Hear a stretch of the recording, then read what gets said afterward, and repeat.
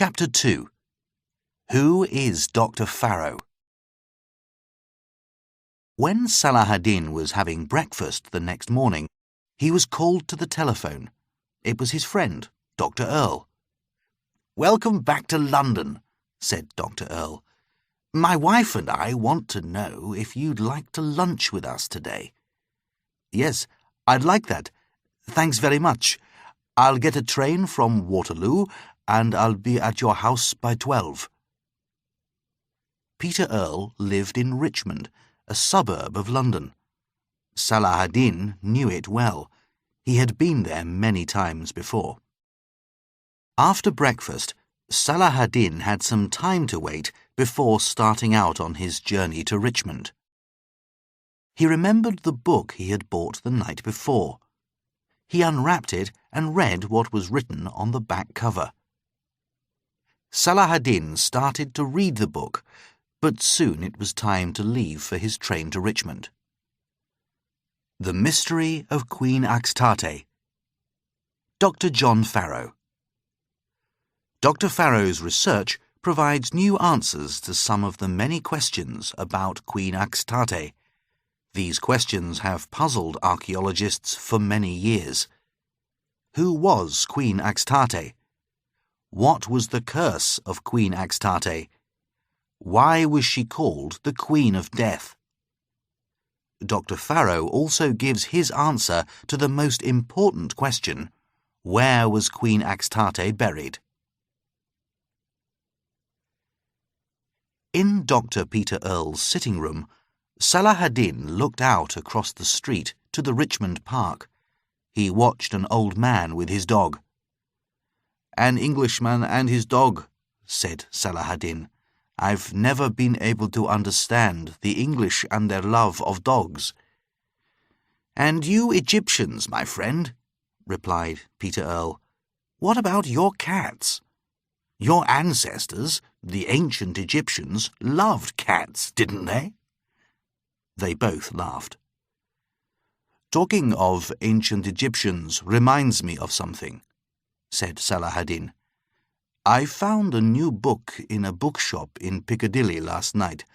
It's written by a man called Farrow, Dr. John Farrow. Have you heard of him?" "Dr. John Farrow? Now that is strange. I was going to ask you about him. Have you read this morning's papers?" Peter Earle handed Salahadin a copy of the Sunday Times. "There's a report on page 3 that puzzles me," went on Peter Earle. Salahadin opened the paper at page 3 and found the report near the bottom of the page. The Tomb of the Queen of Death. Dr. John Farrow, the young archaeologist who claims to have discovered the secret burial place of Queen Axtate, flew with his wife to Cairo last Thursday. Dr. Farrow has studied the writing on an ancient stone pillar kept in the British Museum. The pillar was brought to Britain many years ago. It was found in the ancient temple of Karnak, which is a few kilometres north of Luxor in Upper Egypt. Dr. Farrow believes that the writing was made by someone who was at Queen Axtate's burial. That person lived for only a few hours after the burial, but lived long enough to write down where she was buried. Dr. Farrow is going to Luxor to find the tomb and to prove that his claims are correct. "This pillar from the temple of Karnak," Salahadin began. "Is there really such a pillar in the museum?"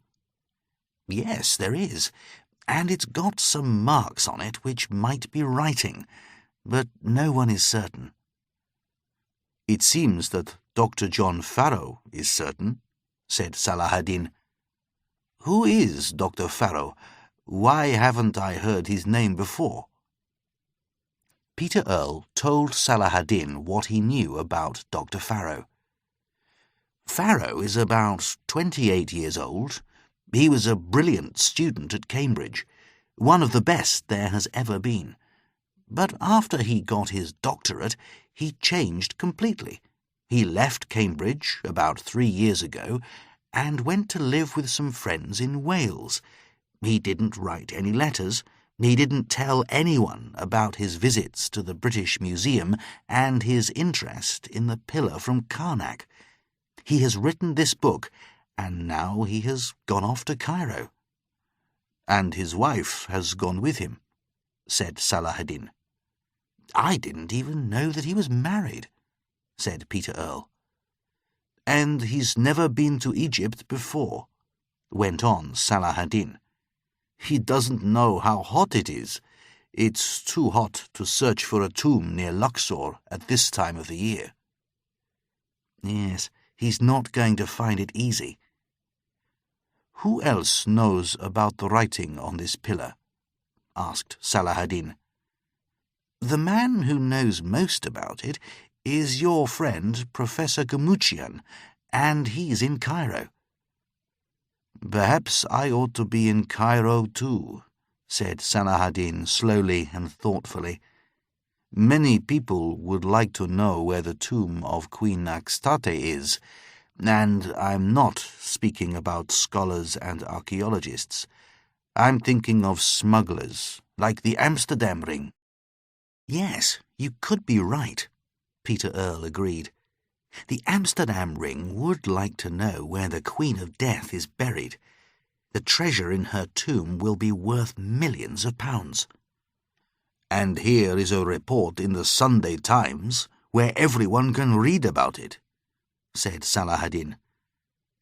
The two men sat silently for a few moments. I'll be late coming to the museum tomorrow, said Salah-ad-Din. I'll have to go to our embassy and get in touch with my assistant, Leila Osman.